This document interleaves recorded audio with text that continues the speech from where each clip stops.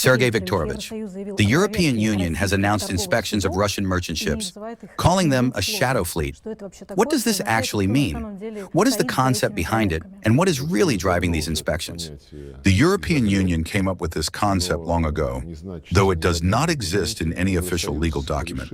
The EU simply decided to apply its own law, if Brussels' illegal decisions can even be called law, to restrict Russia's ability to generate revenue in global markets.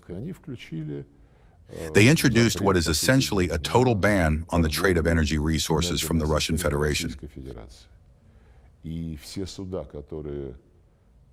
Consequently, any vessel operating under any flag that refuses to comply with EU dictates is declared part of this shadow fleet.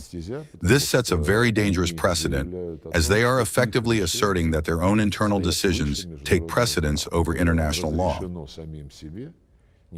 They have granted themselves the authority not only to intercept and inspect ships, but to confiscate their cargo and sell it to generate revenue. Revenue that is then earmarked for Ukraine to keep propping up its Nazi regime. Putin stated very clearly and deliberately that we will respond to this banditry and piracy symmetrically. We will select our targets ourselves, and those targets will be vessels operating in the interests of countries that have adopted state-sponsored banditry and piracy as official policy. Sergei Viktorovich, how can we prevail against adversaries who play so dirty? After all, our values are fundamentally different. Even in ancient times, our princes would openly declare, "I come against you," before going into battle.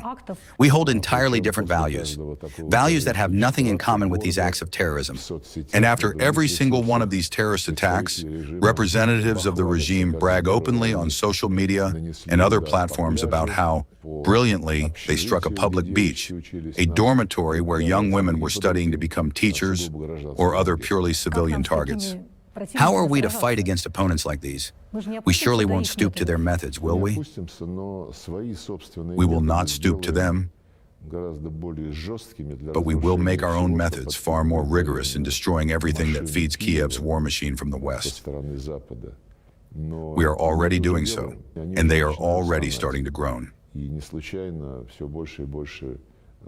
It is no coincidence that an increasing number of voices from across our common space are calling for an immediate halt. That will not work.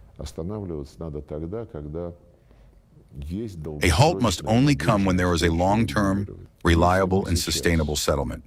If we were to suddenly stop at the line of contact now, we would in essence be allowing the erasure of the feat achieved by our grandfathers and great-grandfathers who defeated Nazism. That is out of the question. This is not just about the comfort of someone's daily life today. Our people are suffering, our people are dying in these terrorist attacks. This is about our responsibility for the 1,000-year history of the Russian state.